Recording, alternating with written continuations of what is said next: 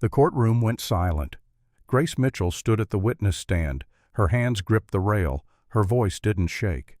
She would force my head into the pig trough, hold me under the slop until I stopped fighting, then pull me up and make me say thank you, make me call her mama. A murmur rippled through the crowd. The judge's gavel fell. "How long, Miss Mitchell?" 3 years.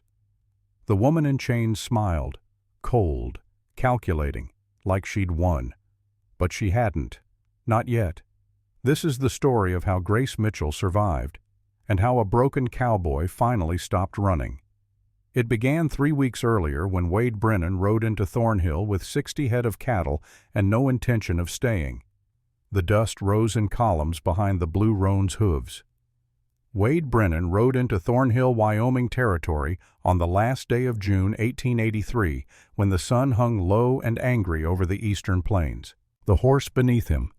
Bishop was 14 years old and knew the rhythm of a long ride better than most men knew their own breathing. Wade let the reins hang loose. The animal would find water on its own. Thornhill was smaller than he remembered. 20 buildings, maybe 30 if you counted the shacks on the outskirts where the miners kept their tools and their secrets. The main street ran straight as a bullet path from the livery stable on the south end to the church on the north. In between a general store, a saloon, a boarding house with peeling paint, and a dozen other structures that looked like they'd been built in a hurry and forgotten just as fast. Wade was 35 years old. His face carried a scar that ran from his left temple down to his jawline, a gift from a broken whiskey bottle in a fight he couldn't remember starting. His hands were calloused from rope and leather.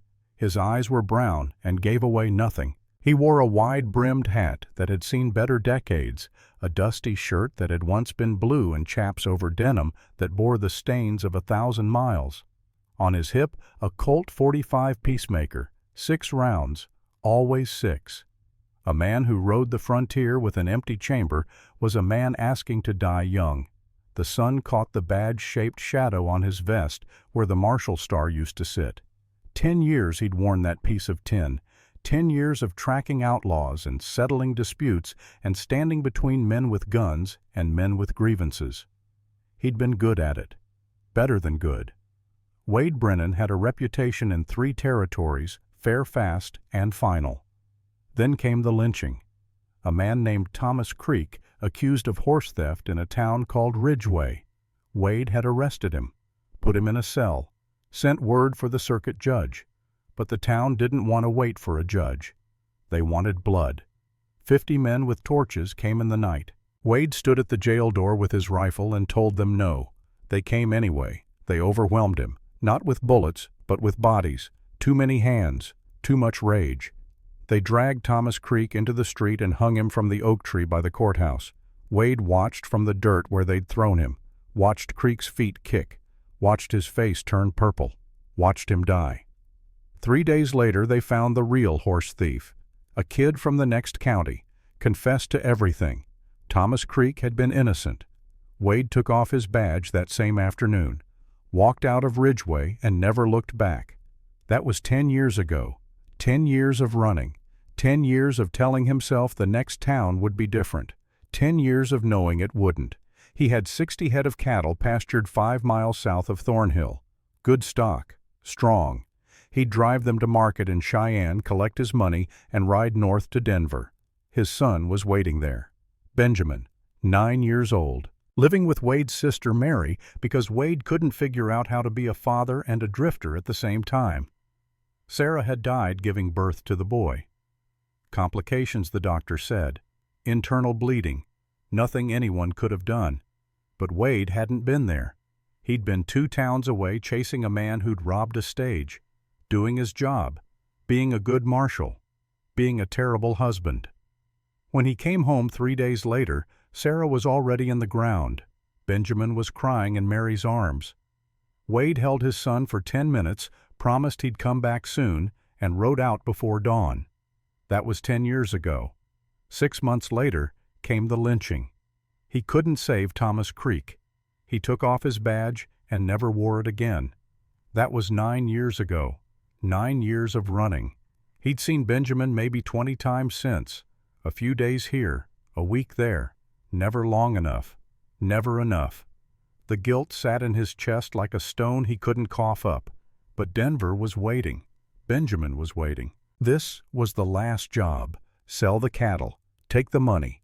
Go home. Be a father. Figure out how to look his son in the eye without seeing Sarah's death reflected back. Wade stopped Bishop at the water trough outside the livery stable. The horse drank deep. Wade dismounted and stretched. His back cracked. His knees protested. 35 and already feeling 50. The frontier did that to a man. A boy came running from the stable, 12, maybe 13, freckles and gap teeth. "Water your horse, mister?" the boy asked. "Already drinking." "Board him for the night." "Just passing through." The boy looked disappointed. Wade reached into his pocket and flipped him a nickel anyway. The kid's eyes lit up like Wade had handed him a gold eagle. "Thank you, sir." Wade didn't respond. He led Bishop toward the stable entrance, looking for shade and a place to think. The heat pressed down like a hand on his shoulders. Summer in Wyoming could kill a man if he wasn't careful. Dehydration, heat stroke, or just plain exhaustion from trying to breathe air that felt like it was coming out of a furnace. That's when he saw the saloon across the street. Sterling's, according to the faded sign. The name rang a bell in the back of Wade's memory. Jack Sterling. They'd worked together once years ago. Jack had been a deputy in Laramie. Good man. Honest. The kind of lawman who actually gave a damn. Wade tied Bishop to the rail and crossed the street. His boots raised small clouds of dust with each step. The town was quiet. Too quiet for a mining settlement. Usually you'd hear hammering shouting the clank of equipment, but Thornhill sounded like a place holding its breath. The saloon door swung open with a creak that needed oil. Inside dim light, the smell of whiskey and old wood and 3 men sitting at separate tables like they were afraid to get too close to each other. Behind the bar stood a man Wade recognized even after 20 years. Jack Sterling had aged. His hair had gone from brown to gray. His face had more lines than a railroad map. But his eyes were the same, sharp, observant. The eyes of a man who still saw everything, even if he couldn't do anything about it anymore. Jack looked up from the glass he was wiping. For a moment, nothing. Then recognition bloomed across his features like a flower opening to light. Wade Brennan. Jack. 10 years. About that. Jack set the glass down and pulled a bottle from under the bar. Good whiskey, not the rot gut he probably served the miners. He poured 2 glasses without asking if Wade wanted one. Some questions didn't need asking. Wade took the glass and drank. The whiskey burned in a way that felt like coming home. "Heard you quit the Marshal Service," Jack said. "You heard right." "Heard why, too." Wade didn't respond. What was there to say? That he'd failed. That an innocent man died because Wade couldn't hold back a mob. That he'd spent 10 years running from the memory of Thomas Creek's purple face, Jack didn't push. That was the thing about men who'd worn badges. They understood that some stories didn't need telling. "What brings you to Thornhill?" Jack asked. "Cattle. Got 60 head south of town, driving them to Cheyenne in a few days." "Then what?" "Denver. Got a boy there." Jack's eyebrows rose slightly. "Didn't know you had a son." "Most people don't." They drank in silence for a moment. Outside, the sun continued its slow descent toward the horizon. The light through the saloon windows turned golden, then amber, then the color of old brass. Wade was about to ask for directions to a boarding house when the door opened behind him. He turned out of habit. Old instinct. Always know who's coming through the door. A young woman entered carrying a basket of laundry. She couldn't have been more than 19-20 at most. Dark hair pulled back in a braid that looked like it had been done in a hurry. Thin. Too thin. The kind of thin that came from not eating enough, not from natural build. She moved to the bar quickly, eyes down, and set the basket on the counter. "Mr. Sterling," she said quietly, "you're washing." "Thank you, Grace." Grace. Wade filed the name away without knowing why. She turned to leave. That's when Wade saw it. a purple bruise on her collarbone visible just above the collar of her worn dress. Another on her wrist, the shape distinct 4 fingers and a thumb. Someone had grabbed her. Hard. Their eyes met for half a second. Hers were gray, the color of winter sky, and in them Wade saw something he recognized from every broken horse he'd ever tried to gentle. Fear so deep it had become permanent. Then she was gone. The door swung shut behind her. Wade stood there holding his whiskey and feeling like he'd just watched something important slip through his fingers. "Who was that?" he asked. Jack's expression changed. The easy familiarity drained out of it, replaced by something harder, sadder. "That," Jack said slowly, "is the reason Thornhill holds its breath." Wade waited. Jack poured himself another drink, drank it, poured another. "Her name is Grace Mitchell, 19 years old. Her father was Samuel Mitchell, good man, best man in this town, matter of fact. Worked the copper mine, honest, fair, the kind of man who'd give you the shirt off his back if you needed it." Jack paused. Outside, someone laughed. The sound felt wrong in the growing darkness. Samuel's wife died when Grace was born. Childbirth complications. He raised the girl alone for 16 years. Did a good job of it, too. She was smart, happy, always had a book in her hands. Samuel taught her to read when she was 4. By 10, she was reading better than half the men in this territory. Wade could hear where this was going. Stories like this never ended well. 3 years ago, Jack continued, Samuel married again, woman named Margaret Kane, widow from Helena, seemed nice enough, refined, church-going, brought cookies to town meetings. Samuel was happy, Grace seemed happy, everything looked fine. But it wasn't. No, it wasn't. Jack stared into his glass like he could read the future in the amber liquid. 6 months after the wedding, there was an accident at the mine. Cave-in. Samuel was working alone in a section that wasn't supposed to be occupied. Support beam gave way. Whole thing came down. He was the only casualty. They buried him on a Tuesday. It rained. Wade knew that detail. The rain. It was the kind of thing you remembered about funerals. Not the words or the flowers, the weather. Margaret inherited everything. The house, the land, legal guardianship of Grace. All signed and proper. Samuel had made a will 2 weeks before he died. Left everything to his wife. Didn't seem strange at the time. A man looks after his family. And after he died, Jack's jaw tightened. Margaret changed. Or maybe she just stopped pretending. That girl you just saw, Grace? She's not the same person she was 3 years ago. Margaret works her like a slave. 16 hours a day, laundry for half the town, cleaning, cooking, tending the animals. And for all that work, Grace doesn't see a single penny. Margaret takes it all. Wade felt something cold settle in his stomach. The bruises. Yeah, the bruises. How long? Started about a month after Samuel died. Someone saw Grace with a black eye, asked what happened. Grace said she fell. Margaret confirmed it, said the girl was clumsy.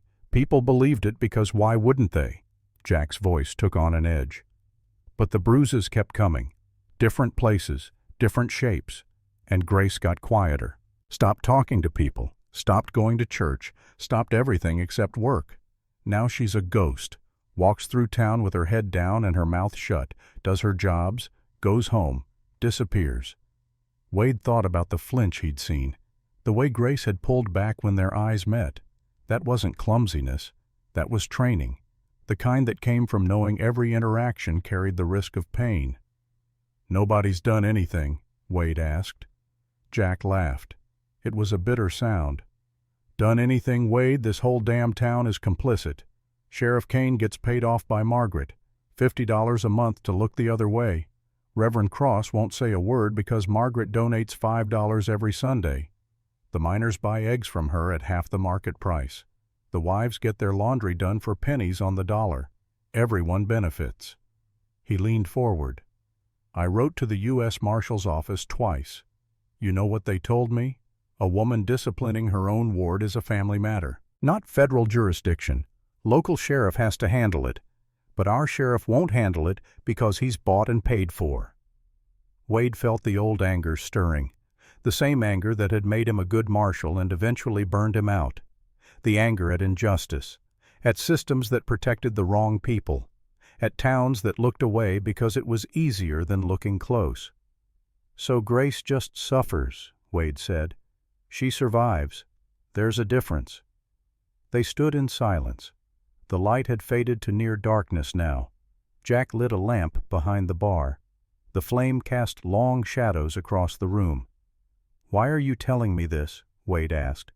Jack met his eyes. "Because you used to be someone who did something about things like this. And because that girl needs someone. She's got maybe 2 years before she turns 21 and the guardianship ends, if she makes it that long." "If?"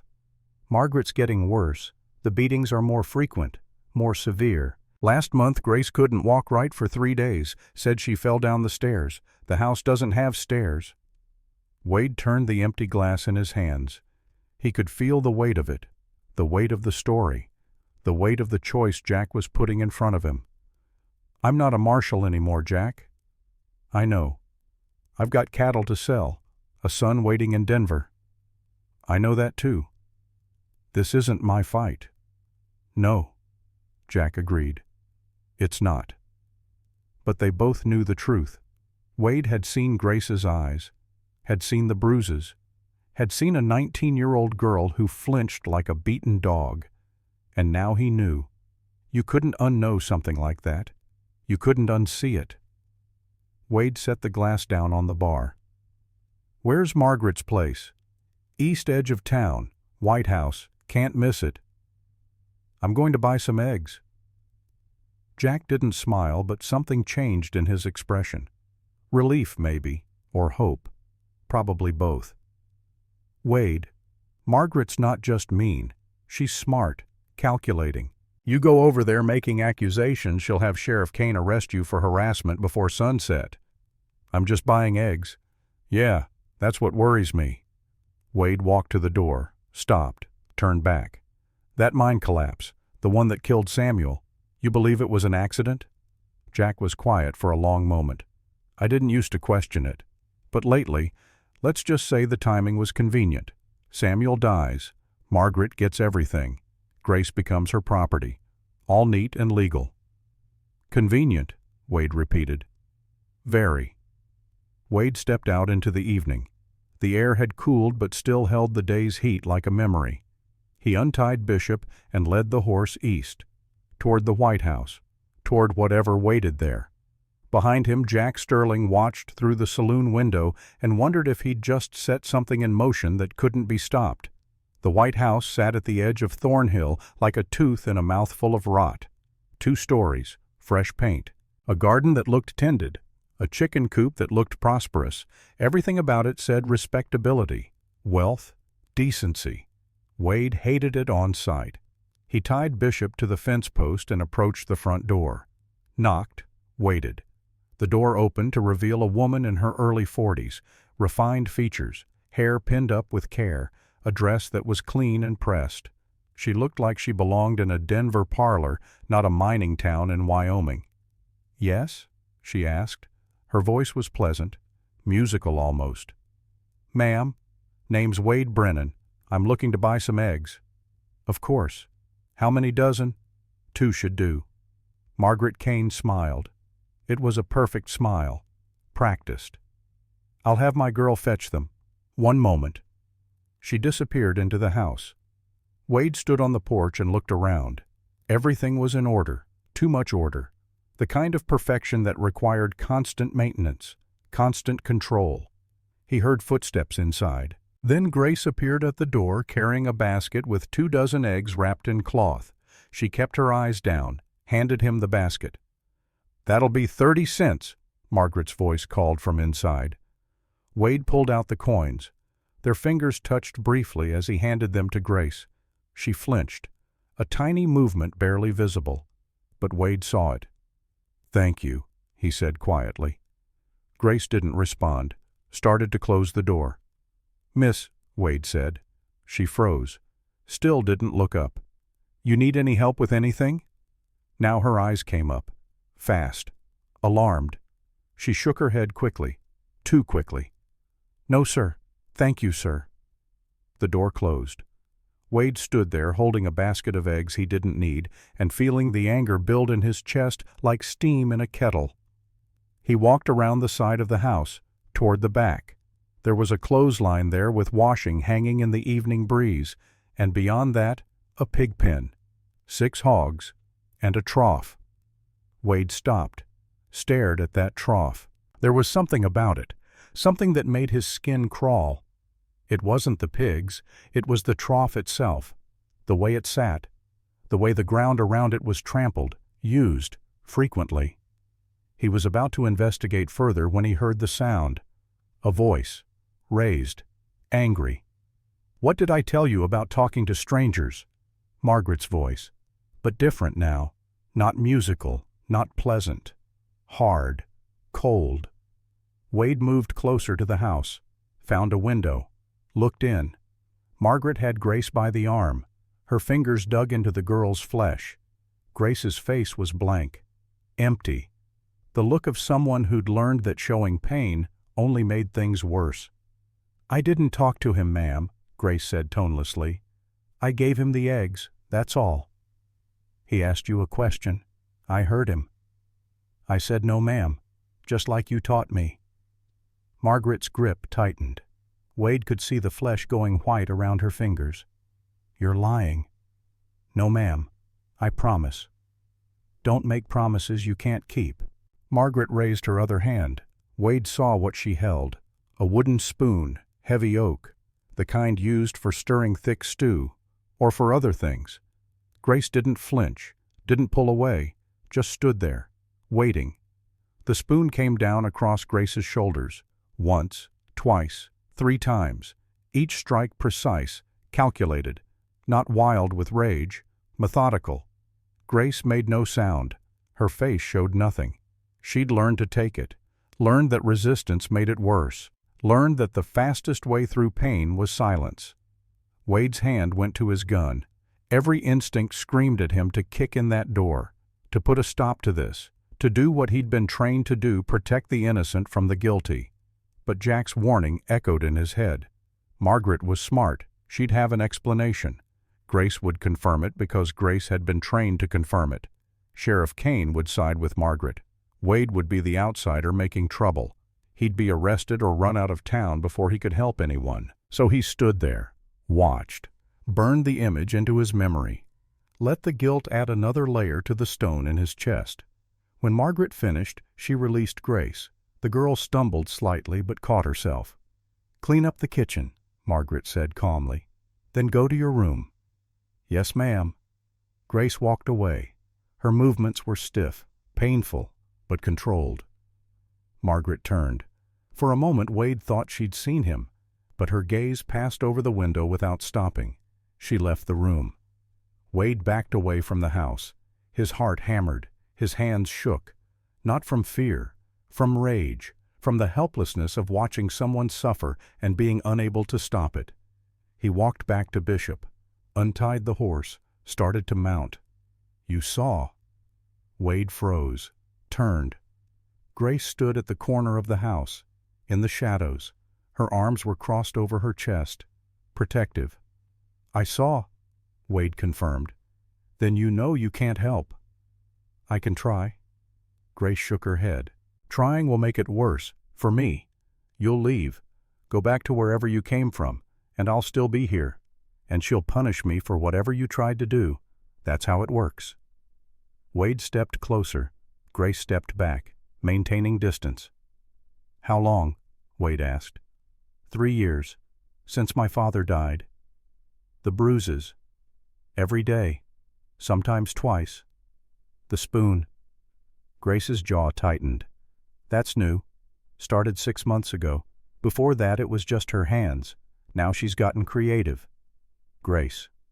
Wade made his voice as gentle as he knew how. "Let me help you." "Why?" The question stopped him. Why? Because it was right. Because he used to be a lawman. Because he couldn't stand seeing someone hurt. All of that was true. But there was something else. something deeper. "I have a son," Wade said. "Benjamin, he's 9. I haven't been there for him, not the way I should have been. His mother died and I ran. I've been running for 9 years, and every day I look at myself and wonder what kind of man abandons his child." He paused. "Maybe I can't change what I did to Benjamin, but I can do something here, for you, and maybe that makes me a little less of a coward." Grace studied him, really looked at him for the first time, at the scar, at the eyes, at the hands that had seen violence but weren't offering it now. "You're not a coward," she said quietly. "Cowards don't admit their mistakes." "Then help me make this right." She was quiet for a long moment. The evening insects had started their chorus, crickets and cicadas, the sound of summer darkness approaching. "My father didn't die in an accident," Grace said finally. Wade went still. "I heard them fighting. The night before he died, Margaret and my father. He said he was going to change his will, that he'd found out she lied about something, money, I think. He was angry, really angry. He said he was going to protect me." Grace's voice stayed flat, controlled. "The next morning he went to work. The mine collapsed. Just the section he was in. Nobody else hurt, nobody else killed. Very convenient." "You think Margaret had him killed?" "I think my father was a careful man. I think he checked those support beams every day. I think the mine inspector said they were all solid just the week before. And I think 2 weeks before he died, my father wrote a will that gave Margaret everything. A will she convinced him to write." Wade felt pieces clicking into place, a picture forming, ugly, dark. "Why haven't you told anyone?" Grace laughed. It was a sound without humor. "Who would I tell Sheriff Kane? He takes money from her. Reverend Cross, he takes donations. The townspeople, they buy cheap eggs and cheap laundry and turn their heads when I walk by with fresh bruises." She looked at Wade directly. "Nobody cares, Mr. Brennan. Nobody wants to care. Because caring means doing something. And doing something means sacrifice. And people don't sacrifice for a girl they don't know when it's easier to just look away. I'm not looking away." "You will. They all do." Wade wanted to argue, wanted to promise, but he'd made promises before, to Benjamin, to himself, promises he'd broken. So instead he asked, "What do you need?" Grace blinked, surprised. "What? If I'm going to help, I need to know what you need." "Evidence witness. A way out." "I need proof," Grace said after a moment. "Proof that Margaret killed my father. Proof that she's been stealing my inheritance. Proof that she's doing all this intentionally.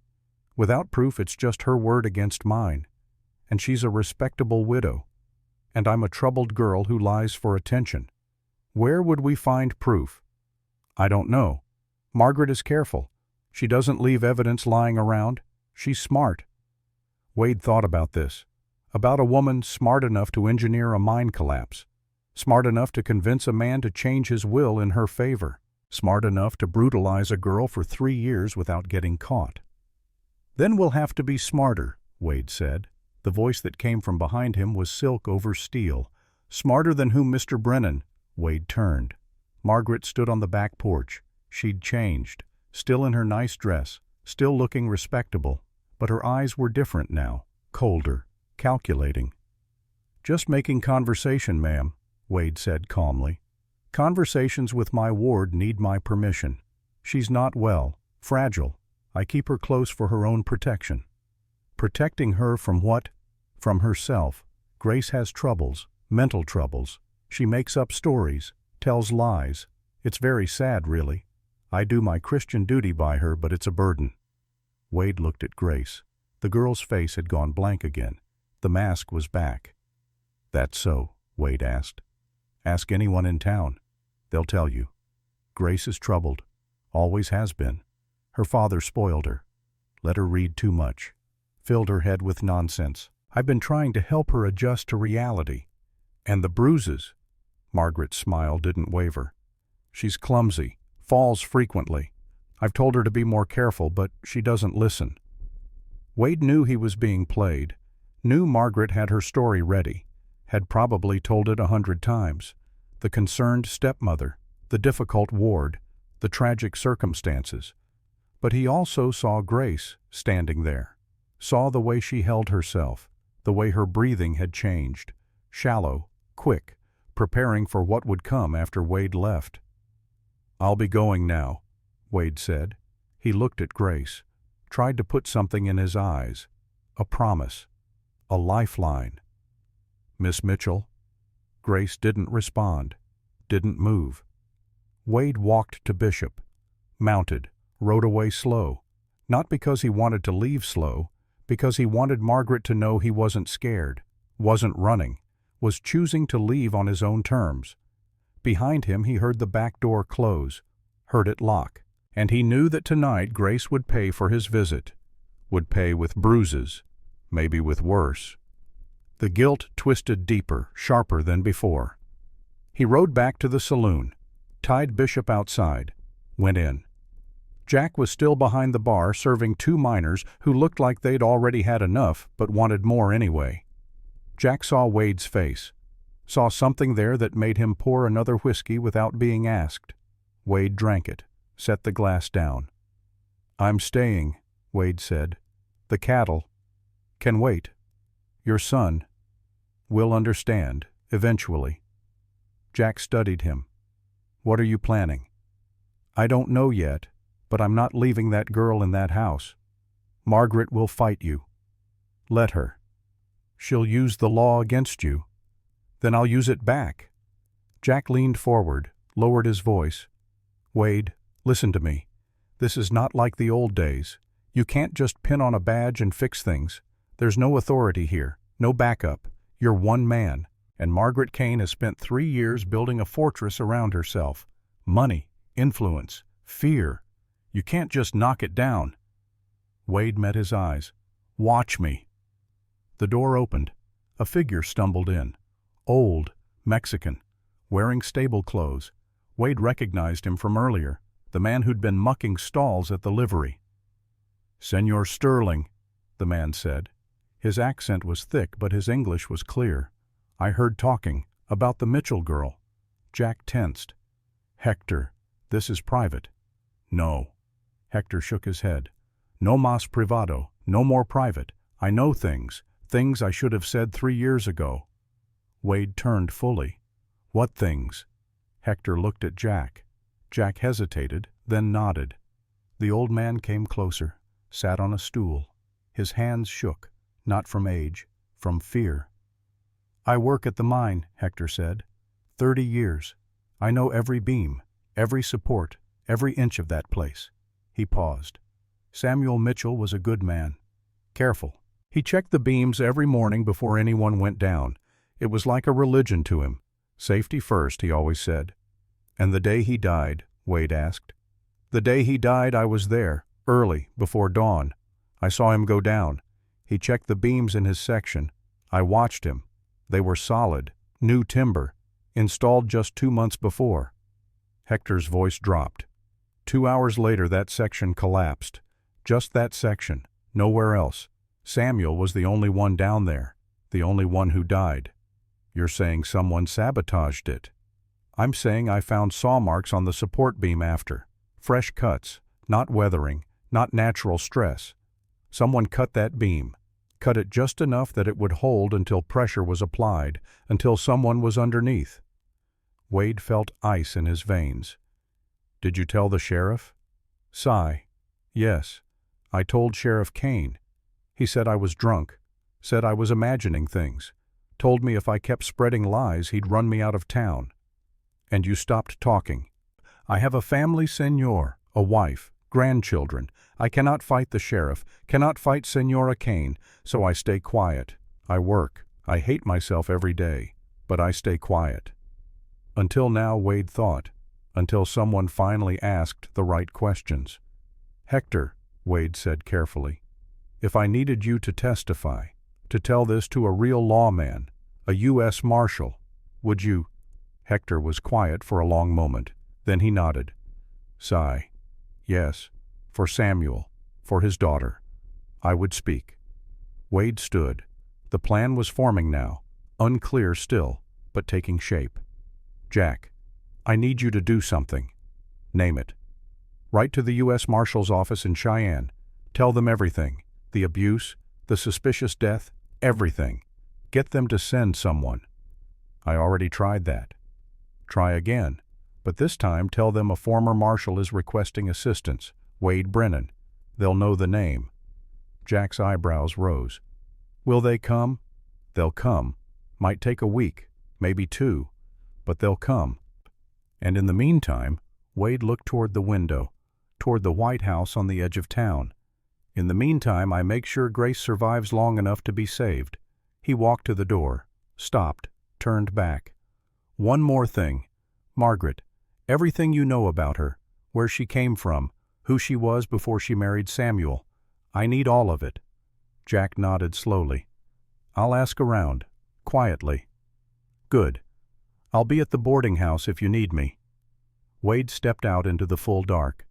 The stars were out now, thick and bright in the way they only got when you were far from big cities. He stood there for a moment looking up, thinking about Benjamin, about Sarah, about the choices that had brought him to this town at this moment. 10 years ago, he'd stood outside a jail and failed to save a man from a mob. He'd carried that failure every day since. Let it define him. Let it turn him into a runner. But tonight in Thornhill, Wyoming, Wade Brennan stopped running. Behind him, through the saloon window, Jack Sterling and Hector watched. You think he can do it? Hector asked. Jack was quiet for a moment. Then, I think he'll die trying. And sometimes that's enough. In the White House at the edge of town, Margaret Kane stood at her bedroom window and watched the saloon, watched the silhouette of a man in a hat standing in the street, watched him finally walk away. She smiled, not the pleasant smile she showed the town, the other one, the real one. Tomorrow she would send a telegram to a man she knew in Denver, a man who solved problems for money, a man who didn't ask questions. But tonight, she had other business. She walked down the hall to the small room at the back of the house, opened the door. Grace sat on the narrow bed, still dressed, staring at nothing. Stand up, Margaret said. Grace stood. You spoke to that man? Yes, ma'am. You know the rules about strangers? Yes, ma'am. And yet you broke them. Grace was silent. Margaret stepped into the room, in her hand the oak spoon. Turn around. Grace turned, faced the wall. Her hands were steady, her breathing even. 3 years had taught her how to endure. The first blow landed across her shoulders, the second, the third. Grace made no sound, but in her mind for the first time in 3 years, something stirred. A thought. Dangerous. Forbidden. What if Wade Brennan doesn't leave? What if someone finally stays? The blows continued. Grace counted them. 1, 2, 3, 4, 5. But she wasn't thinking about pain anymore. She was thinking about hope. And hope, as everyone knew, was the most dangerous thing of all. Dawn came cold to Thornhill. Wade woke in the boarding house with his back aching and his mind already moving through possibilities. The room smelled of old wood and older secrets. Through the thin walls he could hear someone coughing, someone else praying in Spanish. He dressed in the dark, checked his Colt, 6 rounds, always 6, strapped on his gun belt and felt the familiar weight settle against his hip.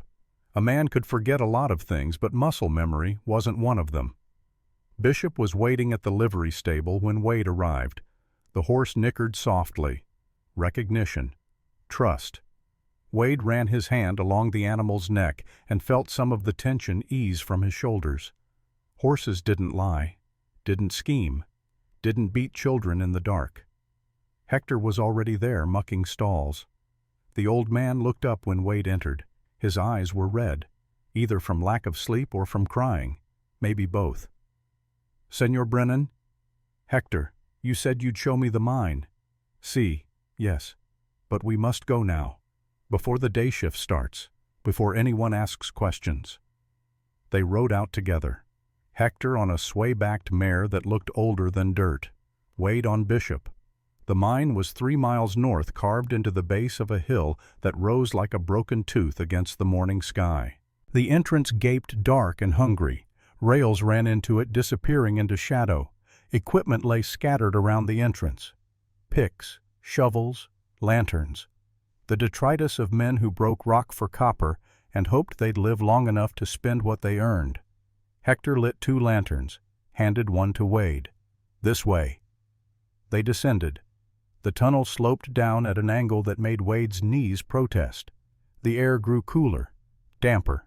The lantern light threw their shadows huge against the walls. In the distance, water dripped with a sound like a clock counting down to something inevitable. After 10 minutes of walking, Hector stopped, pointed. "Here, this is where Samuel died." The tunnel had been partially cleared, but Wade could still see where the collapse had occurred. The ceiling was lower here, reinforced with new timber, heavy beams holding back tons of earth and rock. "The beam that failed," Wade said. "Where is it?" "They took it out, burned it. Sheriff Kane's orders. He said it was contaminated, unsafe to keep." Of course he did. Destroy the evidence, make sure no one could examine it too closely. But Hector wasn't finished. He led Wade to the side of the tunnel, to a section that hadn't been cleared, pointed to a piece of timber jutting from the rubble. "Look." Wade crouched, held the lantern close, and saw it. The marks, fresh cuts in old wood. Someone had sawed partway through the beam, not enough to make it collapse immediately, just enough to weaken it, to make it fail under pressure. "You see," Hector's voice shook, "this is what I tried to show Sheriff Kane, but he said I was drunk, said I was imagining things."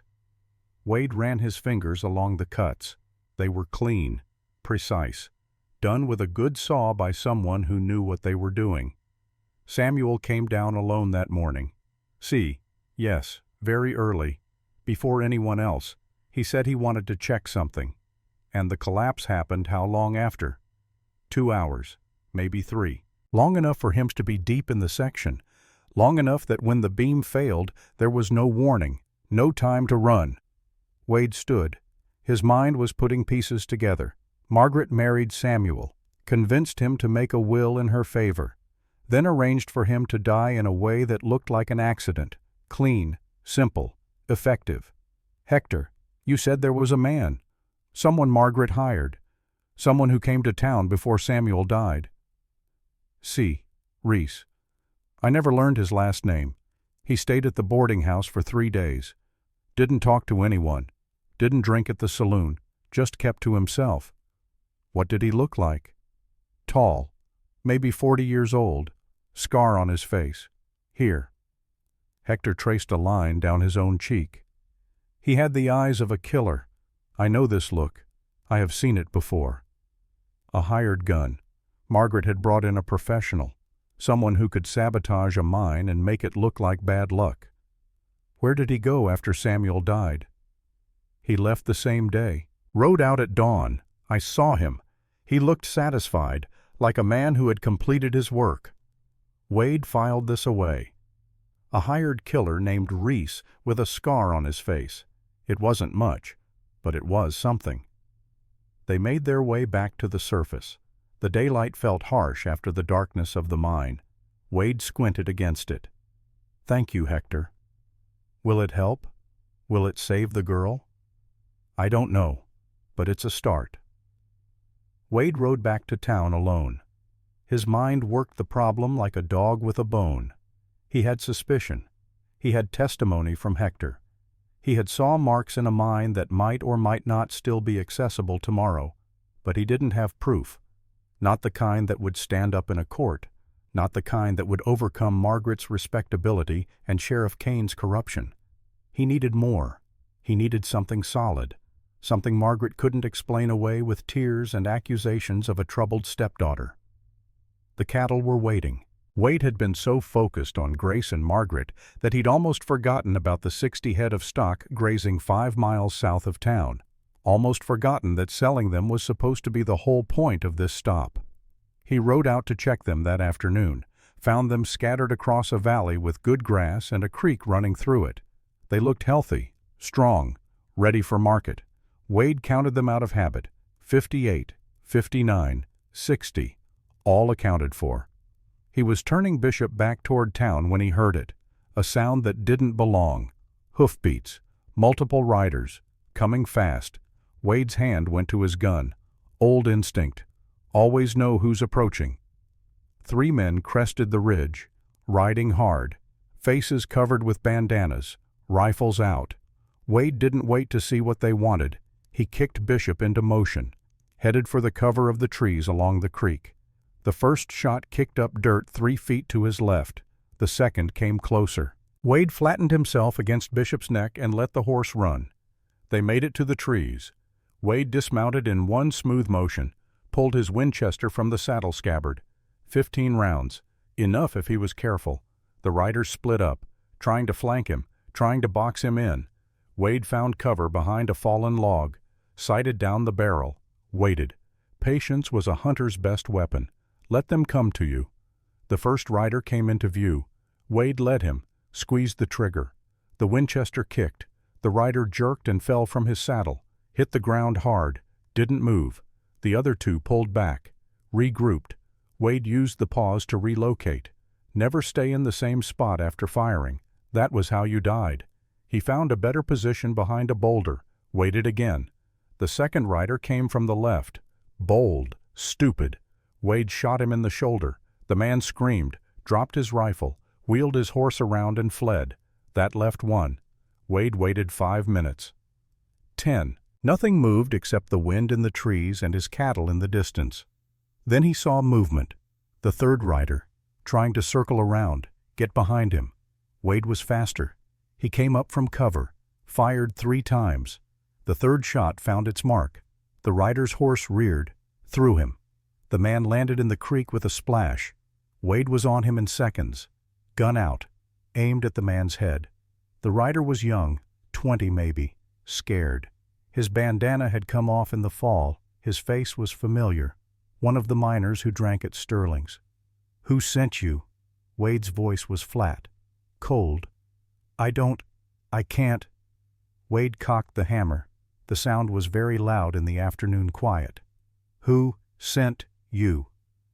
A woman in town. She paid us $50, said to kill some cattle, scare you off." "Name?" "She didn't give a name, just said you were causing trouble, said to make you leave." Wade believed him.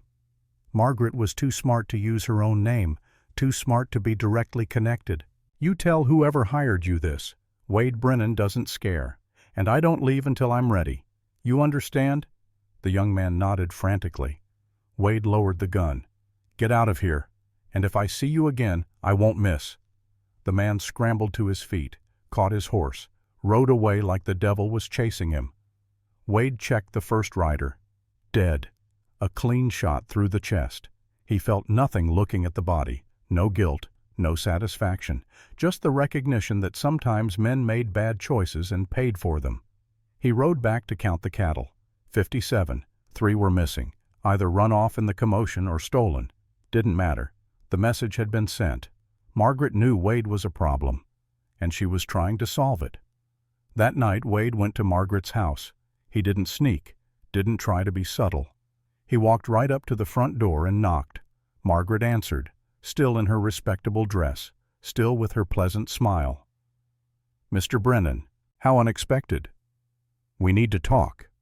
"I'm afraid I'm quite busy this evening." Wade put his boot against the door. Not aggressive, just firm. "It won't take long." Margaret's smile tightened. "Very well, but I must insist we speak on the porch. It wouldn't be proper otherwise." She stepped outside, closed the door behind her. Wade could hear movement inside. Grace probably, listening, scared. 3 men tried to kill my cattle this afternoon, Wade said. "Killed one of them. The other 2 ran. The one I caught said a woman hired them." "How terrible. But what does that have to do with me?" "You know exactly what it has to do with you." Margaret's expression didn't change. "Mr. Brennan, are you accusing me of something?" "I'm stating facts. You want me gone. I'm not going. So you're trying to force the issue." "That's a very serious accusation. Do you have proof?" "Not yet, but I will." Margaret took a step closer. Her voice dropped, became something else, something without the pleasant veneer. Let me be very clear, Mr. Brennan. You are a drifter, a nobody, a man with no authority and no standing in this town. I, on the other hand, am a respected member of this community. I have friends, influence, resources." She paused. "I also have information. For instance, I know you have a son in Denver. Benjamin, isn't it, 9 years old? Living with your sister Mary." Wade went very still. "You threatening my boy?" "I'm simply observing that Denver is a dangerous place. Accidents happen, especially to children whose fathers are too busy meddling in other people's affairs to protect them." The rage that swept through Wade was white-hot. His hand went to his gun. Every instinct screamed to draw, to end this, to put a bullet in Margaret Kane and be done with it. Margaret saw it, smiled. "Go ahead," she said softly. "Draw. Shoot me. Sheriff Kane will have you hanged before sunset. And my lawyer has very specific instructions about what happens to Grace if I die. She'll be sent to an institution, a workhouse for troubled girls. They use chains there, Mr. Brennan. Real ones, iron around the ankles." Wade's hand trembled on the grip of his gun. Every fiber of his being wanted to pull that trigger, wanted to watch Margaret Kane fall, wanted justice even if it cost him everything. But then the door opened. Grace stood there. Her eyes met Wade's, and in them he saw something he recognized. The same thing he'd seen in Thomas Creek's eyes the night of the lynching. Desperation. A plea. Don't. Please don't. Because Grace knew. If Wade shot Margaret here now, he'd hang, and Grace would be sent away, and everything would be worse. Wade's hand fell away from his gun. "Smart man," Margaret said. "Now, I suggest you sell your cattle and leave Thornhill, today, before something truly unfortunate happens." She turned to Grace. "Inside." Grace hesitated, looked at Wade one more time, then went. Margaret followed. The door closed, locked. Wade stood on the porch. His heart hammered, his hands shook. He'd been in gunfights, been in knife fights, been in situations where death was a second away. But he'd never felt as helpless as he did right now. He walked back to the boarding house, found Jack waiting in the small lobby. "I heard about the cattle," Jack said. "News travels fast. It's a small town. Everyone knows everything." Wade sat heavily in a chair that creaked under his weight. "She threatened Benjamin." Jack's face darkened. "Your son said accidents happen in Denver. Made it very clear what she could do if I don't leave. Will you?" Wade was quiet for a long moment, thinking about Benjamin, about the promise he'd made to himself to be a better father, about the fact that staying in Thornhill might put his son in danger.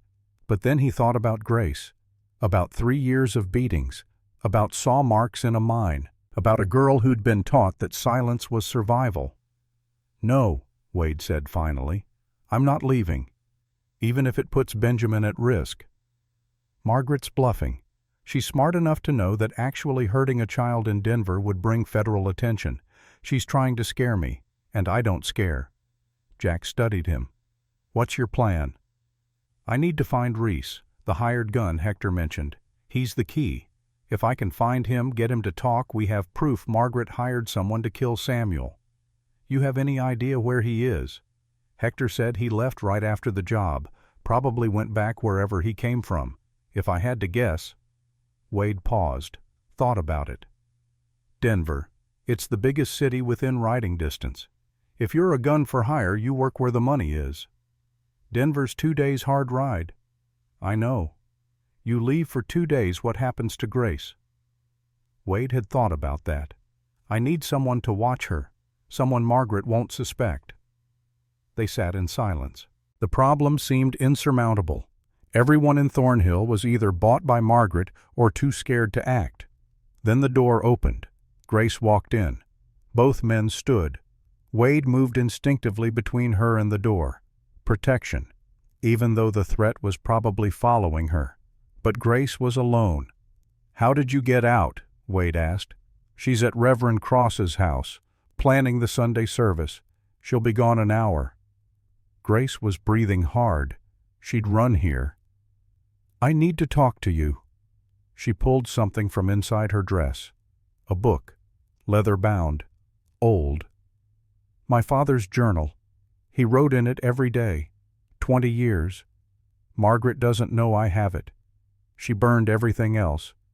But I hid this. She opened to the last pages. Her hands shook as she held it out to Wade. Wade read. Samuel's handwriting was neat, precise. The entries told a story. 2 weeks before his death, Margaret has been asking about money again, how much the mine pays, how much I have saved. She seems very interested in financial matters. 1 week before, I found a receipt. Margaret purchased arsenic, she says for rats. But I've seen no rats in the house. Why would she need poison? 5 days before, I don't trust her anymore. Something is wrong. She's changed. Or maybe she's always been this way, and I was too lonely to see it. 3 days before, I'm changing my will tomorrow, taking Margaret out of it. Everything goes to Grace. I have to protect my daughter. 2 days before, Margaret knows. She found the letter to my lawyer. We fought. She said terrible things. I told her I want a divorce. She smiled, said I'd regret it. The final entry. The morning of the day Samuel died. Going to the mine early. Need to check the beams in Section 7. Something doesn't feel right. If anything happens to me, find Hector Martinez. He knows the truth. Wade closed the journal, looked at Grace. This is evidence. It's not enough, Grace said. It's just suspicion. My father's suspicion. Any lawyer could argue he was paranoid, that Margaret never did anything wrong. But combined with Hector's testimony about the saw marks, still not enough. We need Reese, the man who actually cut the beams, the man Margaret paid. Wade nodded slowly. She was right. Without Reese's confession, all they had was circumstantial evidence. Suspicious, but not conclusive. I know where he is, Grace said quietly. Both men stared at her. How? Wade asked. Because I pay attention. Because for 3 years I've watched and listened and learned. Margaret thinks I'm stupid, broken, but I'm not. I'm careful. She took a breath. 2 months ago a letter came. It was addressed to Margaret, but she was out. I saw it on the table. The return address was Red Devil Saloon, Denver. I wrote it down. Hid the paper in my father's journal.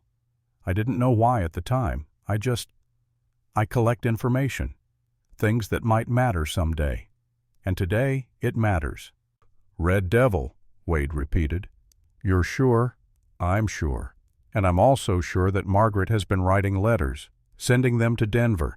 I've seen her. She thinks I don't notice, but I notice everything. Jack whistled low. The girl's right. Reese is in Denver, probably working as hired muscle. If you can find him, get him to talk. I can get him to talk, Wade said.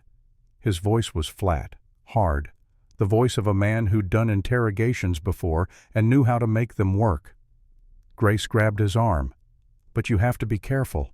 Margaret will know if you leave town. She watches everything. If she thinks you're going after Reese, she might warn him. Or worse. Or worse. Grace's grip tightened. She might decide I'm too much of a liability. She's been getting more violent, more frequent.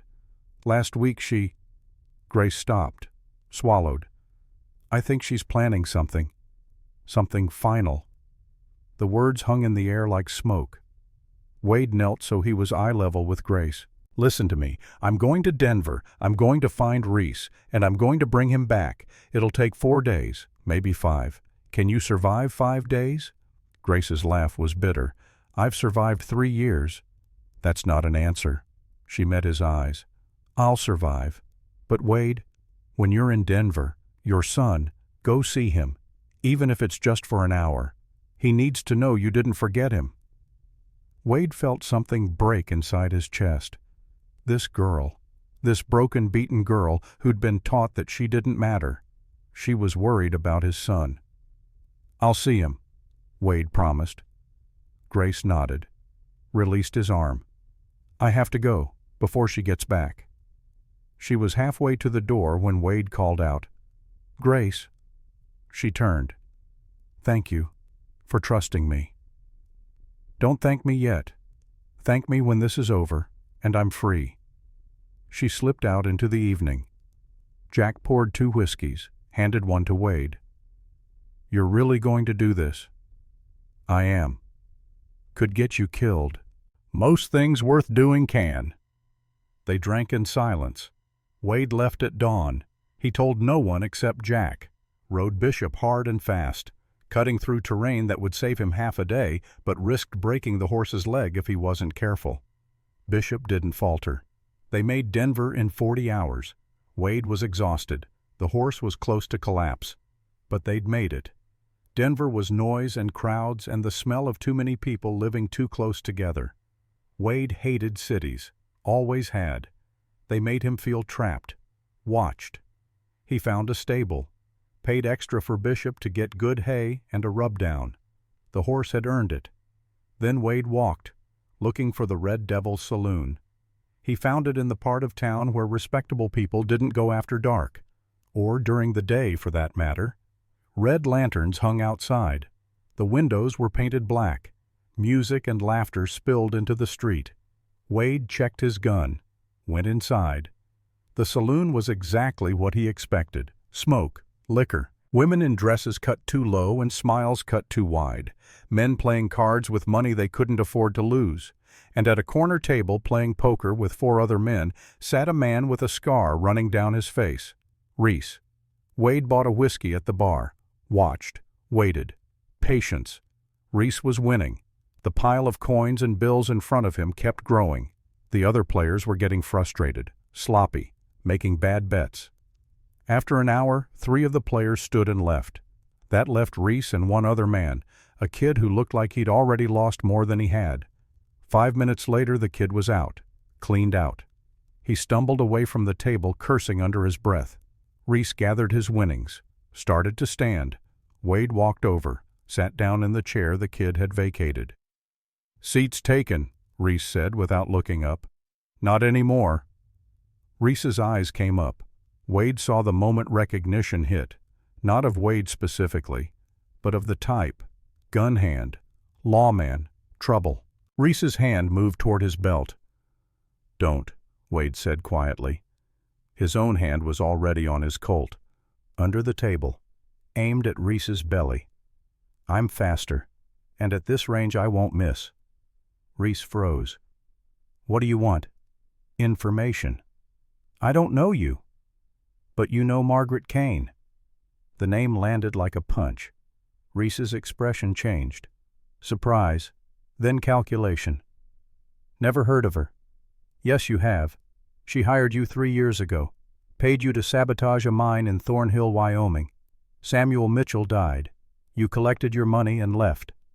Reese's jaw tightened. "You can't prove that." "I have saw marks. I have a witness who saw you in town. I have Margaret's journal showing she bought arsenic and lied about money. All I need is your confession to tie it together. And why would I confess? Because if you don't, I'll make sure every lawman west of the Mississippi knows you're a hired killer. I'll make sure you can't work, can't hide, can't live." Wade leaned forward. "Or you can testify against Margaret. Turn state's witness. Get immunity. Walk away." Reese studied him. "Who are you?" "Wade Brennan, former U.S. Marshal. And I'm not leaving Denver without your confession." "Former Marshal, so you got no authority." "True. But I've got friends who do, and I've got determination, and I've got nothing to lose." Reese was quiet for a long moment. Then, "She paid me $1,000, said her husband was going to divorce her, leave her with nothing. She wanted it to look like an accident." "Keep talking."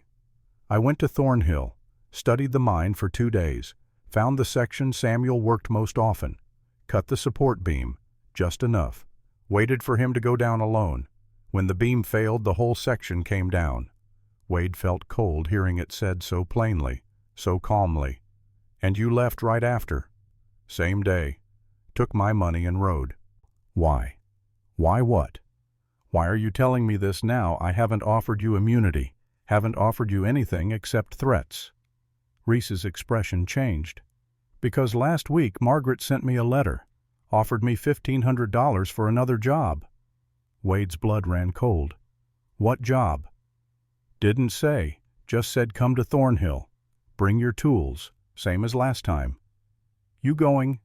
I was considering it, but now I'm thinking maybe I should talk to those friends of yours, the ones with authority. Wade stood. Let's go. They walked to the U.S. Marshal's office. Wade knew the Denver Marshal, a man named Carson. Hard, but fair. Carson listened to Wade's story, listened to Reese's confession, made notes. This is a federal matter now, Carson said. Murder for hire across territorial lines. I'll send 2 men with you to Thornhill. We'll arrest Margaret Kane. How soon can we leave? Tomorrow morning. I need to prepare the paperwork. Wade nodded. Every hour of delay felt like a knife in his gut. But he understood procedure. Understood that doing this right meant it would stick. He left the marshal's office with Reese in custody, walked through Denver's streets. The sun was setting. He had one thing left to do. His sister Mary lived in a small house on the edge of the city. Wade stood outside for 5 minutes before he found the courage to knock. Mary opened the door. She was younger than Wade by 3 years, had their mother's eyes and their father's stubborn chin. Wade, her voice was flat, unsurprised. Mary. Benjamin's in the back, playing. Wade could hear it. Laughter, the sound of a child who didn't know his father was standing 30 feet away. Can I see him? Mary studied her brother, then stepped aside. Benjamin was in the yard, throwing a ball against the side of the house and catching it, over and over, the repetitive game of a lonely child. Wade watched from the doorway. His son had grown, looked older than 9, taller. His hair was the same color as Sarah's had been, dark brown, almost black in the fading light. Wade had sent a telegram to Mary the day before, warning her, asking her to be careful, to keep Benjamin close, to watch for strangers. Mary had written back, "We're safe, don't worry, come see your son." But Wade had worried anyway. Checked the street before approaching the house, looked for anyone watching, saw nothing suspicious. Margaret's threat had been a bluff, just another way to control him. "Benjamin," Mary called. The boy turned, saw Wade. For a moment, nothing, then recognition. "Pa." The word hit Wade harder than any bullet. Benjamin walked over slowly, cautious, like approaching a strange dog. "Hey, son." "Where have you been?" Straight to it, no pretense. Wade respected that. "Working, driving cattle. I'm sorry I haven't been around." "Aunt Mary says you're busy." "I have been, but that's no excuse." They stood there, father and son, strangers who shared blood. "Can you stay?" Benjamin asked. "Not tonight, but I'm coming back, in a week, maybe less, and then we're going to spend time together, real time." "You promise?" Wade knelt, looked his son in the eye. "I promise, and I know I've broken promises before, but not this one. This one I'll keep." Benjamin studied him with eyes too old for his face, then nodded. Wade stood, resisted the urge to hug the boy. They weren't there yet, needed to build that bridge first. He said goodbye, walked back to his boarding house, lay awake most of the night thinking about all the ways he'd failed as a father and all the ways he was trying to make it right. Morning came. Wade met Carson and his 2 deputies at the marshal's office.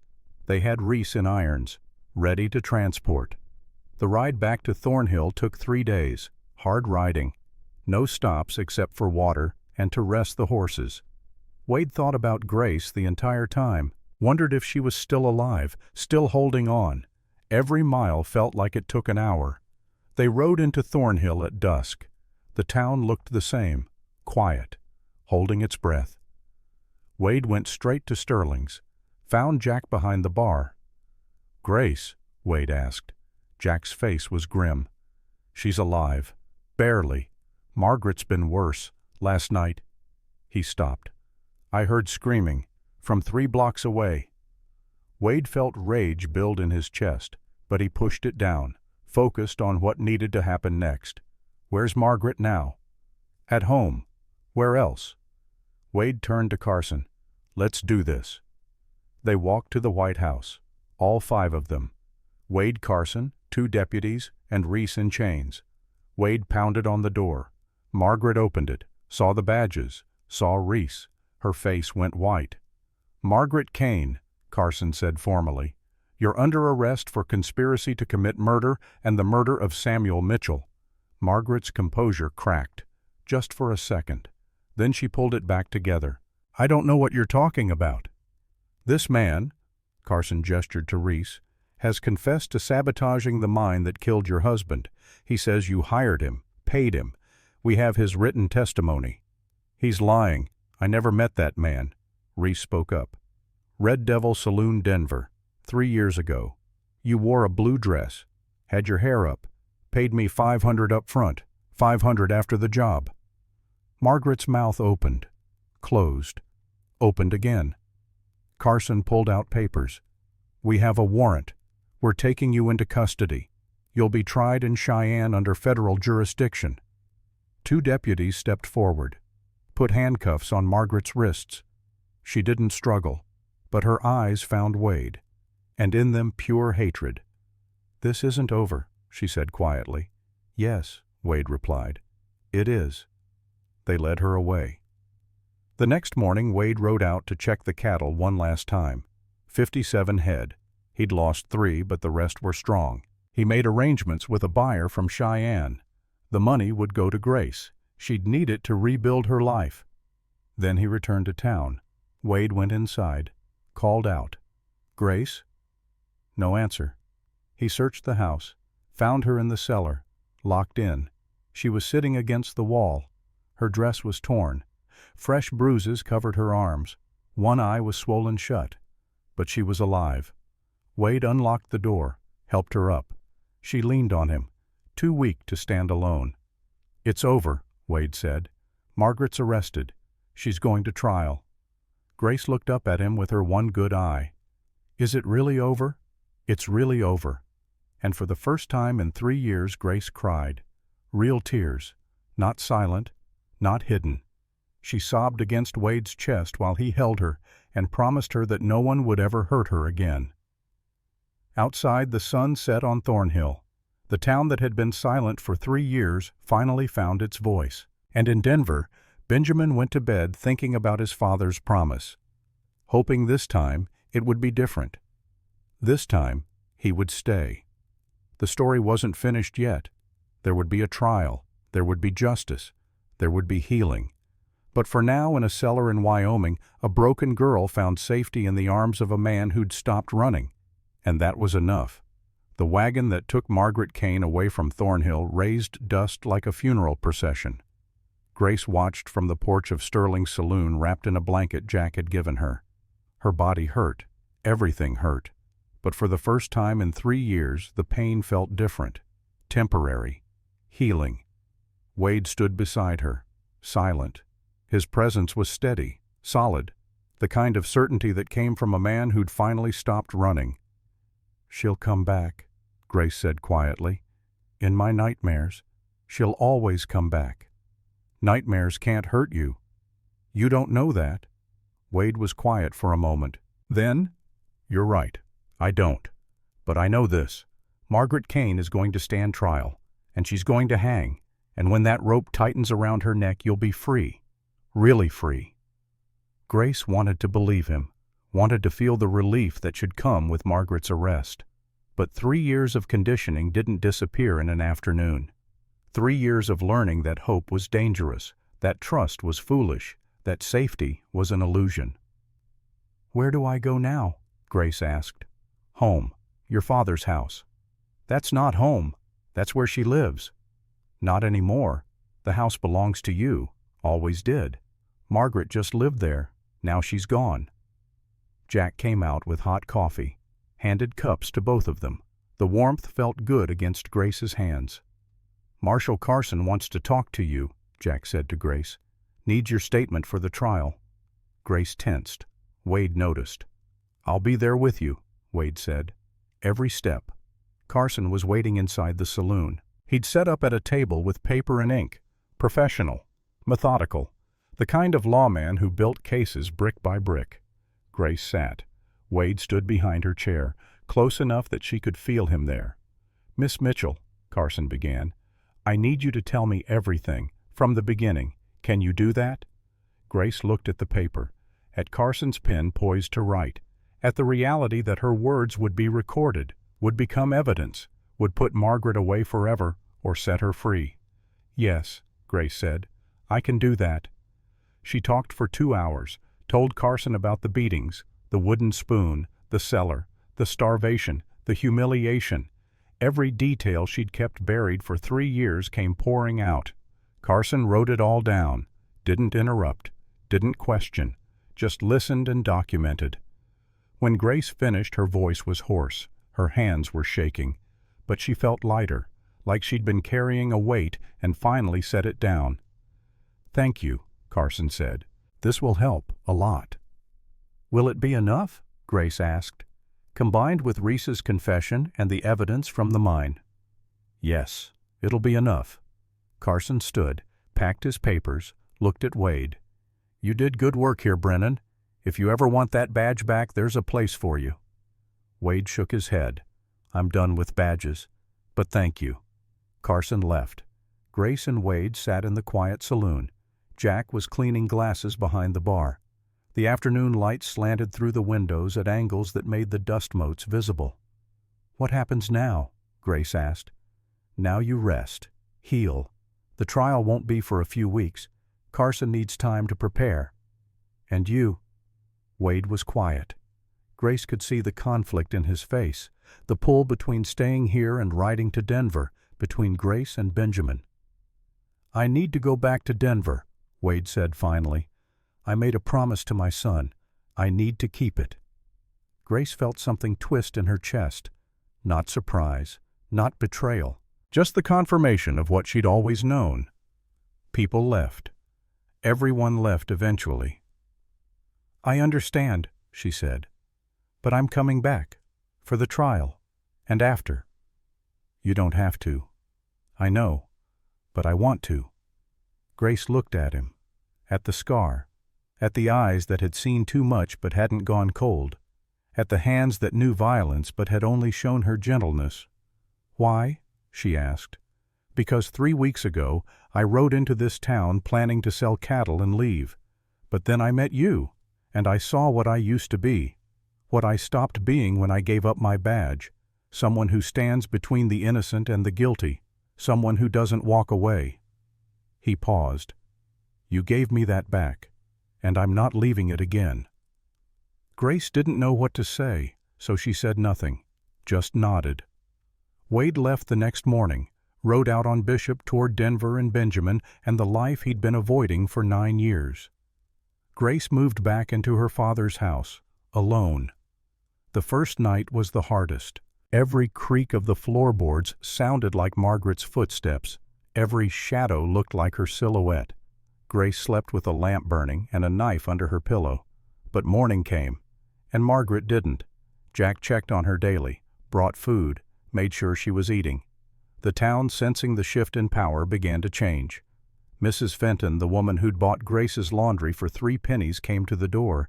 She was crying. "I'm so sorry," she said. "I knew, we all knew, and we did nothing." Grace stood in the doorway, looked at this woman who'd benefited from her suffering for 3 years, felt the anger, the bitterness, the urge to slam the door in her face. But she also felt tired, so tired of carrying hate. "I know you knew," Grace said. "Everyone knew. Can you forgive me? I can try, but it won't be today." Mrs. Fenton nodded, left an envelope on the porch. "That's the money I owed you, the real amount, not the pennies." Grace opened it later, found $50, 3 years of fair wages. Other people came, the miners, the shop owners, even Reverend Cross, looking 20 years older than he had a month ago. "Grace," the Reverend said, "I failed you, failed your father, failed God." Grace stood on her porch. This man had preached about mercy while collecting Margaret's donations, had looked the other way while Grace suffered. "Yes," Grace said, "you did. Can I make it right? Can you bring my father back? Can you give me back 3 years? across his face crumpled. No. Then no. You can't make it right. But you can do better. The next time someone needs help, you can choose differently. She closed the door, not with anger, just with finality. The days passed. Grace began to reclaim the house. She burned the wooden spoon, took down Margaret's curtains, opened the windows, let light and air drive out 3 years of darkness. She found her father's things in the attic, the books Margaret hadn't discovered, the photographs, the watch, all hidden where Margaret never thought to look. Grace held her father's watch and cried, not from sadness, from relief. Some pieces of him had survived. 3 weeks after Margaret's arrest, Wade returned. Grace was in the garden planting flowers where the pig trough used to sit. She'd burned it, dragged the remains to the dump, reclaimed that space. She heard hoofbeats, looked up. Wade on Bishop riding slow up the path to her house. Something in Grace's chest loosened. He dismounted, tied the horse, walked to where she knelt in the dirt. "You came back," Grace said. "I said I would." People say a lot of things. Wade knelt beside her, eye level. "I keep my word." Grace studied his face, looking for lies, for hidden agendas, for the trap that experience had taught her was always waiting. But all she saw was honesty. "How's Benjamin?" she asked. "Good. Growing. We spent 2 weeks together, really together, talked, rode horses. I told him about his mother, about you, about Thornhill." "What did he say?" Wade smiled. It was a small smile, rusty from disuse. "He said I should bring you to Denver, let him meet you." Grace's hands stilled in the dirt. "He said that he's a smart kid, knows his father better than his father knows himself sometimes." They worked in silence for a while, planting flowers, turning soil, building something new where something ugly used to be. "The trial's in 2 days," Wade said. "In Cheyenne. Carson sent word. He wants you there to testify." Grace felt her stomach tighten. "I have to see her again." "Yes, but this time she'll be in chains, and you'll be free." "I don't feel free." "You will, eventually." The trial was held in Cheyenne's federal courthouse, a building of stone and wood that smelled of old paper and older justice. Grace sat in the witness gallery, Wade beside her, Jack on her other side, a small wall of support. Margaret was brought in wearing prison gray, no longer the respectable widow, no longer in control. Her hands were cuffed, her hair was loose, she looked smaller, diminished, but her eyes still had that cold calculation, that intelligence that had kept her ahead of everyone for so long. The judge was a man named Morrison, old, severe, the kind who'd seen enough evil to not be shocked by it anymore. The prosecutor presented his case. Methodical, thorough. Reese's confession, the saw marks in the mine, Hector's testimony, Samuel's journal. Margaret's lawyer, an expensive man from Denver, tried to create doubt, tried to suggest Reese was lying for immunity, that the saw marks were from natural stress, that Samuel was paranoid. Then Grace was called to testify. She walked to the witness stand, placed her hand on the Bible, swore to tell the truth. The prosecutor was gentle. "Miss Mitchell, can you describe your relationship with Margaret Kane?" Grace took a breath, looked at the courtroom, at the judge, at the jury of 12 men who would decide Margaret's fate. "She was my stepmother. My father married her 6 months before he died." "And after your father died, how did Mrs. Kane treat you?" Grace's hands tightened on the rail. "She beat me, every day, sometimes twice. She used her hands, a wooden spoon, whatever was convenient." "Where did she strike you?" "Everywhere. My back, my arms, my face, places people wouldn't see easily." "Did you tell anyone?" "No. She said if I told anyone, she'd send me to an institution, a workhouse. She said they used chains there, iron around the ankles." The prosecutor paused. Let that sink in.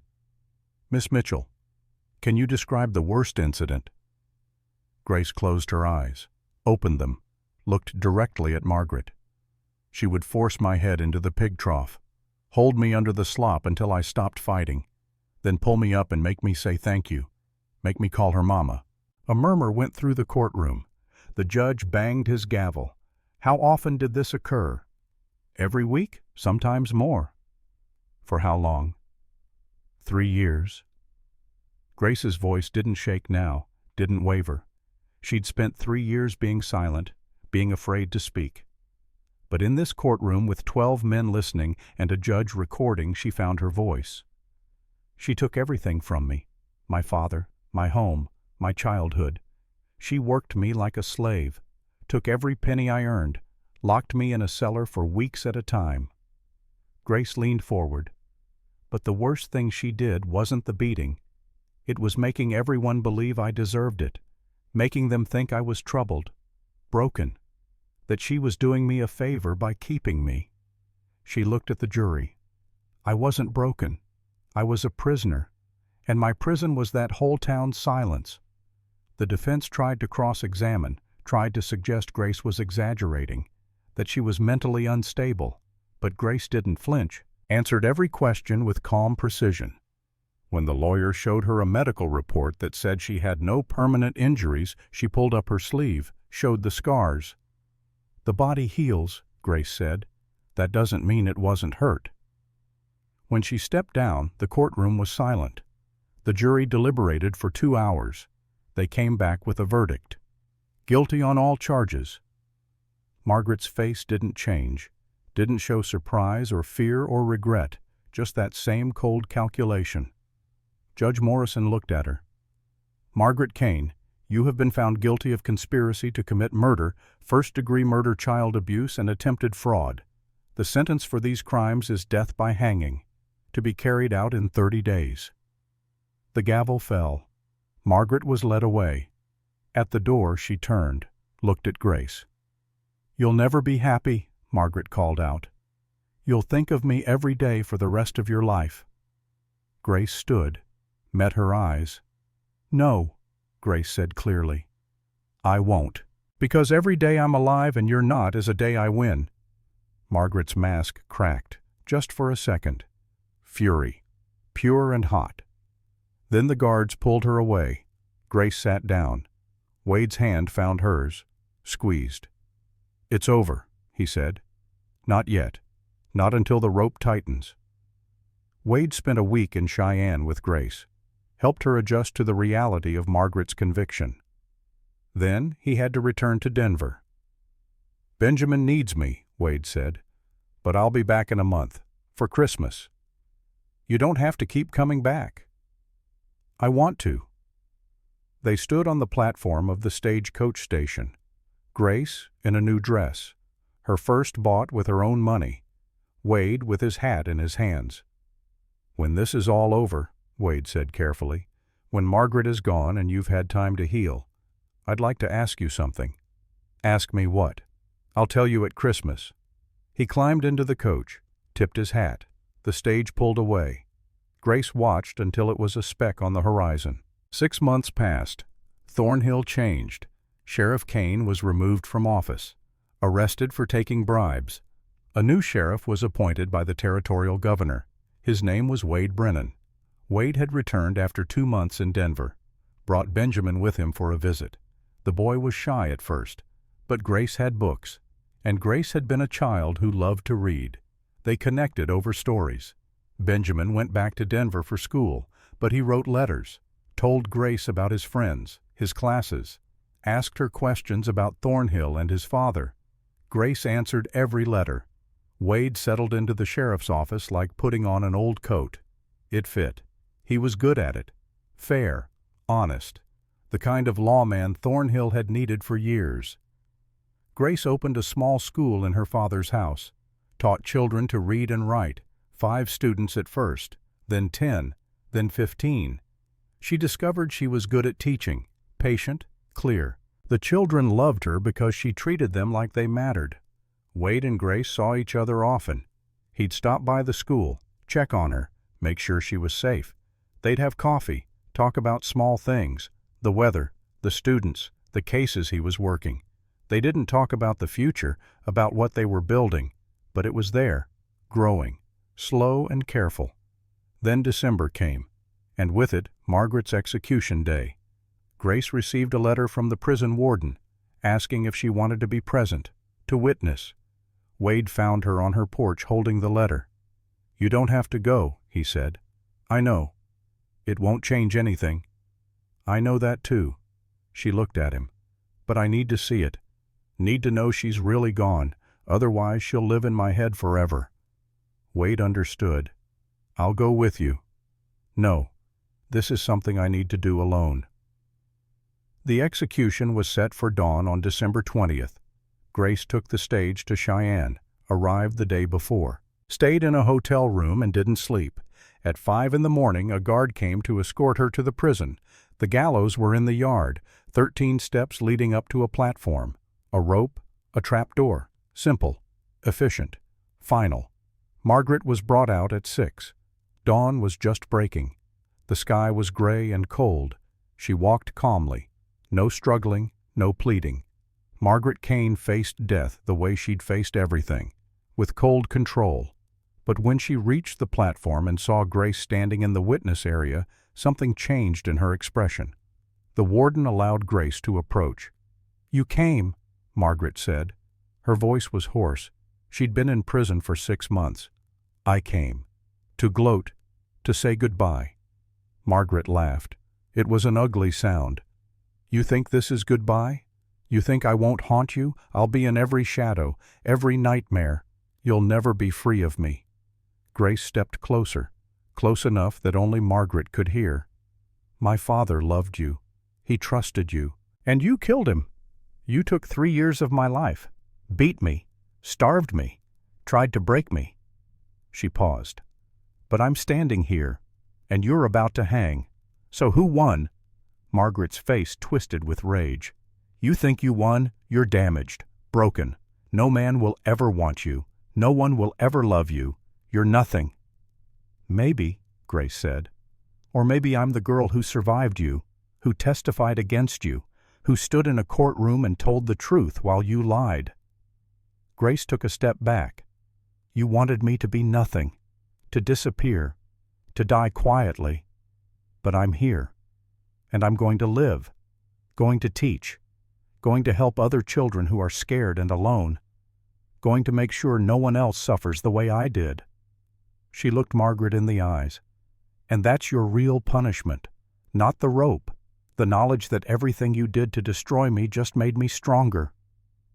Margaret opened her mouth to respond, but the guards were pulling Grace back, leading Margaret up the steps.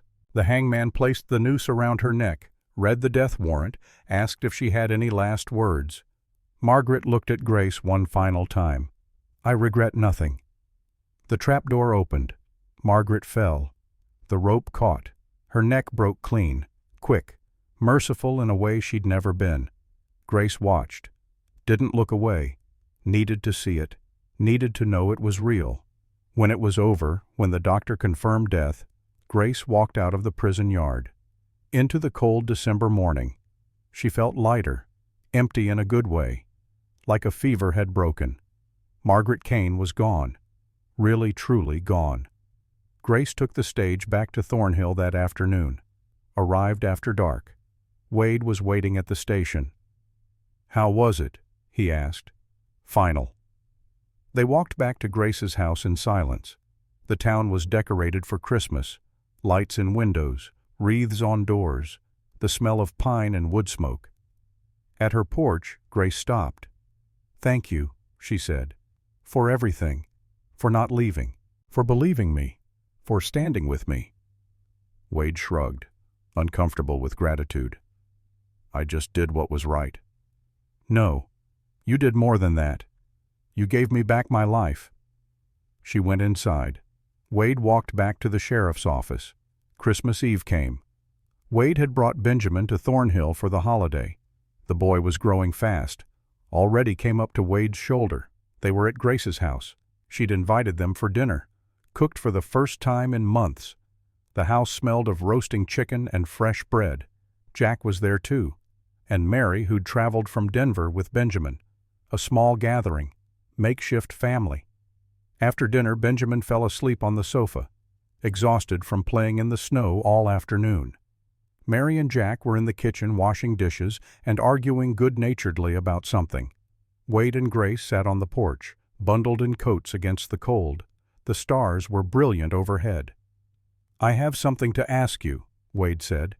Grace waited. Wade shifted, uncomfortable. "I'm not good with words, never have been, but I'm trying to be better, for Benjamin, for myself." He paused. "For you." "Wade, let me finish before I lose my nerve." He took a breath. "Grace, I know we haven't known each other long, 6 months, and I know you've been through hell. Need time to heal. I'm not trying to rush you." He turned to face her. "But I care about you, more than I thought I could care about anyone after Sarah, and I think maybe you care about me too." Grace's heart was hammering. "I do. So I'm asking, not now, not today, but someday, when you're ready, when you feel safe, would you consider marrying me?" Grace stared at him. "You're proposing badly, yes. You're supposed to kneel. Am I? And have a ring." Wade looked sheepish. "I wasn't planning to do this tonight. It just came out." Grace laughed. Actually laughed. The sound was rusty but real. "Ask me again in the spring," she said. "The spring?" "Yes. When the flowers bloom, when the world feels new, ask me then, if you still want to. And your answer will be—" Grace was quiet for a moment. "Ask me in the spring and find out." Wade smiled, that small, rusty smile that she'd come to recognize. They sat in comfortable silence, the kind that existed between people who'd seen each other at their worst and stayed anyway. Inside, Benjamin stirred, mumbled something in his sleep. "He likes you," Wade said. "I like him too. He's smart, kind, like his father. His father is a mess. His father is trying. That's what matters." Wade stood, offered Grace his hand. "Come on, let's get you inside before you freeze." Grace took his hand, let him pull her up. For a moment they stood close enough that Grace could see her breath mixing with his in the cold air. "Thank you," she said softly, "for asking, even if it was badly done. Next time I'll do better, I promise." They went inside, back to warmth, to light, to the small family they were building from broken pieces. That night, after everyone had gone to bed, Grace stood at her window, looked out at Thornhill, at the town that had been her prison. But it didn't look like a prison anymore. It looked like home. She thought about Margaret, about the woman who'd tried to destroy her, who'd died certain that Grace would never be free. Margaret had been wrong. Grace was free, not perfectly, not completely. The nightmares still came, the flinches, the fear that sometimes gripped her for no reason. But she was healing, growing, learning what it meant to live instead of just survive. She thought about Wade's proposal, about the future it represented, about whether she was ready for that kind of commitment, that kind of trust. She didn't know yet, but she had until spring to decide, and for the first time in her life the future felt like possibility instead of threat. Downstairs, Wade sat by the fire, Benjamin asleep on the sofa beside him. He thought about Sarah, about the wife he'd lost, the years he'd wasted running. He'd made mistakes, so many mistakes, as a husband, as a father, as a man. But in Thornhill he'd found something. Purpose, direction, a reason to stop running. He looked at his son, at the boy who'd grown up without him, who still gave him a chance despite everything. And he thought about Grace, about the woman who'd survived hell and come out still willing to hope, still willing to trust, still willing to build something new. Wade didn't know what the future held, didn't know if Grace would say yes in the spring, didn't know if he'd be a good husband, a good father, a good man. But he knew he'd try, keep trying, because that's what you did when you loved someone. when you loved multiple someones. You tried, you failed, you tried again. Outside, snow began to fall, soft and silent, covering Thornhill in white, making everything clean. In the sheriff's office, Wade's deputy was making rounds, checking doors, making sure the town was safe. In the saloon, Jack was closing up, putting away glasses, thinking about the girl he'd watched suffer and the man who'd finally done something about it. In Denver, Mary was already planning her next visit, already thinking about how Benjamin needed his father, how Grace needed family. And in the White House at the edge of town, the house that had been a prison, Grace finally slept without nightmares.